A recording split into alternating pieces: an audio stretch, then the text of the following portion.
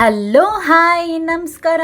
ನಾನು ನಿಮ್ಮ Yashu Gowda. Welcome back to my YouTube channel. ಎಲ್ಲರೂ ಹೇಗಿದ್ದೀರಾ? ಚೆನ್ನಾಗಿದ್ದೀರಾ ಅಂತ ಭಾವಿಸ್ತೀನಿ. ಸೊ ಇವತ್ತು ನಾನು ನಿಮಗೆ ಒಂದು ಸ್ಪೆಷಲ್ ಆಗಿರೋ ರೆಸಿಪಿನ ಹೇಳ್ಕೊಡ್ತಿದ್ದೀನಿ. ಅದೇನು ಅಂದರೆ ಮಟನ್ ಡ್ರೈ ರೋಸ್ಟು. ಯಾರೆಲ್ಲ ಮಟನ್ನಲ್ಲಿ ಈ ಒಂದು ರೆಸಿಪಿನ ಟ್ರೈ ಮಾಡಿಲ್ಲ, ಬೇಗ ಟ್ರೈ ಮಾಡಿ. ನಿಜವಾಗ್ಲೂ ಸಕ್ಕತ್ತಾಗಿರುತ್ತೆ. ಇದನ್ನು ಈ ಥರ ಮಾಡಿ ತಿಂದರೆ ಸೂಪರಾಗಿರುತ್ತೆ. ಮಟನ್ ಸಾರಿಗಿಂತ ಇದು ಒಂದು ಕೈ ಮೇಲೆ ಅಂತಲೇ ಹೇಳ್ಬೋದು, ಅಷ್ಟು ಸಕ್ಕತ್ತಾಗಿರುತ್ತೆ. ಮಿಸ್ ಮಾಡದೆ ಈ ಒಂದು ರೆಸಿಪಿನ ಟ್ರೈ ಮಾಡಿ. ಹೇಗೆ ಮಾಡೋದಂತ ಹೇಳ್ತೀನಿ ಬನ್ನಿ. ಇಲ್ಲಿ ನಾನು ಅರ್ಧ ಕೆ ಜಿ ಮಟನ್ ತೊಗೊಂಡಿದ್ದೀನಿ. ಆ ಅರ್ಧ ಕೆ ಜಿ ಮಟನ್ನ ಚೆನ್ನಾಗಿ ವಾಶ್ ಮಾಡಿಕೊಂಡು ಅದಕ್ಕೆ ಸ್ವಲ್ಪ ನೀರನ್ನ ಹಾಕ್ಕೊಳ್ಳಿ. ಜಾಸ್ತಿ ನೀರು ಬೇಡ, ಸ್ವಲ್ಪ ನೀರನ್ನ ಹಾಕ್ಕೊಂಡು ಸ್ವಲ್ಪ ಅರಿಶಿನ ಪುಡಿ, ಆಮೇಲೆ ರುಚಿಗೆ ತಕ್ಕಷ್ಟು ಉಪ್ಪನ್ನ ಹಾಕ್ಕೊಂಡು ಇಲ್ಲಿ ನಾನು ಒಂದು 4 ವಿಷಿಲ್ನ ಹೊಡ್ಸ್ಕೊತೀನಿ. ಆಲ್ಮೋಸ್ಟ್ ಒಂದು ಸ್ವಲ್ಪ ಸ್ಮೂತ್ ಆಗೋವರೆಗೂ ಚೆನ್ನಾಗಿ ಬೇಯಿಸ್ಕೋಬೇಕು. ಮಟನ್ ಆ್ಯಸ್ ಯೂಶುವಲ್ ಹೆಂಗೆ ಬೇಯಿಸ್ತೀವಿ ಹಾಗೆ ಬೇಯಿಸ್ಕೋಬೇಕು. ಬೇಯಿಸ್ಕೊಂಡು 4ರಿಂದ ಒಂದು 5 ವಿಷಿಲೇ ಹೊಡೆಸ್ಕೊಳ್ಳಿ. ಅದಾದಮೇಲೆ ನೋಡಿ, ಇವಾಗ ಕಂಪ್ಲೀಟಾಗಿ ನೀಟಾಗಿ ಬೆಂದಿದೆ. ಇವಾಗ ಇದನ್ನು ಸಪ್ರೇಟಾಗಿ ಮಾಡ್ಕೊಳ್ಳಿ.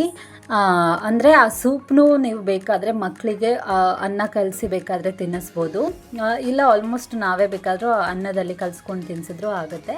ಆ ಸೂಪ್ನ ಸಪ್ರೇಟ್ ಮಾಡ್ಕೊಳ್ಳಿ, ಮಟನ್ನ ಸಪ್ರೇಟ್ ಮಾಡ್ಕೊಳ್ಳಿ. ಇವಾಗ ನೆಕ್ಸ್ಟು ಒಂದು ಪ್ಯಾನಿಗೆ ಆ್ಯಸ್ ಯೂಶ್ವಲ್ ಸ್ವಲ್ಪ ಎಣ್ಣೆನ ಹಾಕ್ಕೊಂಡ್ಬಿಟ್ಟು ನಾವು ಕಬಾಬ್ನ ಮಾಡ್ಕೋತೀವಲ್ಲ ಅದೇ ಥರ ಈ ಬೇಯಿಸಿರೋ ಮಟನ್ನ ಎಲ್ಲನೂ ಕೂಡ ಎಣ್ಣೆಗೆ ಹಾಕ್ಕೊಂಡು ಒಂದು 5 ಮಿನಿಟ್ಸ್ ರೋಸ್ಟ್ ಮಾಡಿಕೊಂಡ್ರೆ ಸಾಕು. ಜಾಸ್ತಿ ಹೊತ್ತು ಬೇಡ, 5 ಮಿನಿಟ್ಸ್, ಯಾಕಂದರೆ ಆಲ್ರೆಡಿ ಮಟನ್ ಬೆಂದಿದೆ ಅಲ್ವಾ. ಸೊ ಇವಾಗ ಒಂದು 5 ಮಿನಿಟ್ಸು ಚೆನ್ನಾಗಿ ಹಾಗೆ ಎಣ್ಣೆಲಿ ರೋಸ್ಟ್ ಮಾಡ್ಕೊಳ್ಳಿ. ಈ ಥರ ರೋಸ್ಟ್ ಮಾಡೋದ್ರಿಂದ ತುಂಬ ಚೆನ್ನಾಗಿ ಟೇಸ್ಟ್ ಕೊಡುತ್ತೆ. ಏನೋ ಒಂಥರ ಡಿಫ್ರೆಂಟ್ ಸ್ಟೈಲಲ್ಲಿ ಕೊಡುತ್ತೆ. ನಿಜವಾಗ್ಲೂ ಮಿಸ್ ಮಾಡದೆ ಮಾಡ್ಕೊತೀನಿ, ತುಂಬ ಇಷ್ಟಪಡ್ತೀರಾ ನೀವು ಮಾತ್ರ.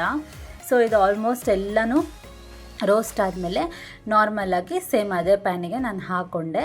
ನೆಕ್ಸ್ಟ್ ಇವಾಗ ಡ್ರೈ ರೋಸ್ಟ್ ಮಾಡ್ಕೊಂಡು ಬಿಡೋಣ. ಇದಕ್ಕೆ ನಾನು ಒಂದು ಪ್ಯಾನಿಗೆ 2 ಸ್ಪೂನ್ ಎಣ್ಣೆ, ಅದಾದಮೇಲೆ 2 ಸ್ಪೂನ್ ತುಪ್ಪನ ಹಾಕ್ಕೊಂಡು ಒಂದು ಸ್ವಲ್ಪ, ಅದಾದಮೇಲೆ ಇಲ್ಲಿ ನಾನು ಅರ್ಧ ಕೆ ಜಿ ಮಟನ್ಗೆ 2 ಹಸಿಮೆಣ್ಸಿನ್ಕಾಯಿನ ಬಳಸ್ತೀನಿ. ಒಂದು ಸ್ವಲ್ಪ ಕರಿಬೇವು, ಆಮೇಲೆ ಇಲ್ಲಿ ನಾನು 2 ಹಸಿಮೆಣ್ಸಿನ್ಕಾಯಿನ ಉದ್ದುದ್ದ ಕಟ್ ಮಾಡಿಕೊಂಡು ಹಾಕ್ಕೊಂಡಿದ್ದೀನಿ. ಅದಾದಮೇಲೆ ಜಜ್ಜಿರೋ ಅಂಥ ಬೆಳ್ಳುಳ್ಳಿನ ಹಾಕ್ಕೊಳ್ಳಿ. ಬೆಳ್ಳುಳ್ಳಿ ಜಾಸ್ತಿ ಹಾಕ್ಕೊಂಡ್ರೂ ಪ್ರಾಬ್ಲಮ್ ಇಲ್ಲ, ತುಂಬ ಚೆನ್ನಾಗಿ ಟೇಸ್ಟ್ ಕೊಡುತ್ತೆ.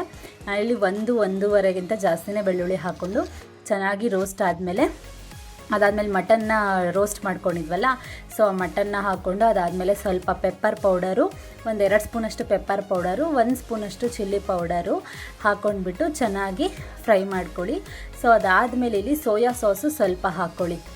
ಸೋಯಾ ಸಾಸ್ ಹಾಕೋದ್ರಿಂದ ಸ್ವಲ್ಪ ಚೆನ್ನಾಗಿ ಟೇಸ್ಟ್ ಕೊಡುತ್ತೆ, ಅದಕ್ಕೋಸ್ಕರ. ಸೊ ಇದನ್ನು ಚೆನ್ನಾಗಿ ಫ್ರೈ ಮಾಡಿಕೊಂಡು ನೀಟಾಗಿ ಬಾಡಿಸ್ಕೊಳ್ಳಿ. ಒಂದು 5 ಮಿನಿಟ್ಸ್ ಬಾಡಿಸ್ಕೊಳ್ಳಿ ಅಷ್ಟೇ. ಸೊ ಆಲ್ಮೋಸ್ಟ್ ಎಲ್ಲ ಆಗಿದೆ.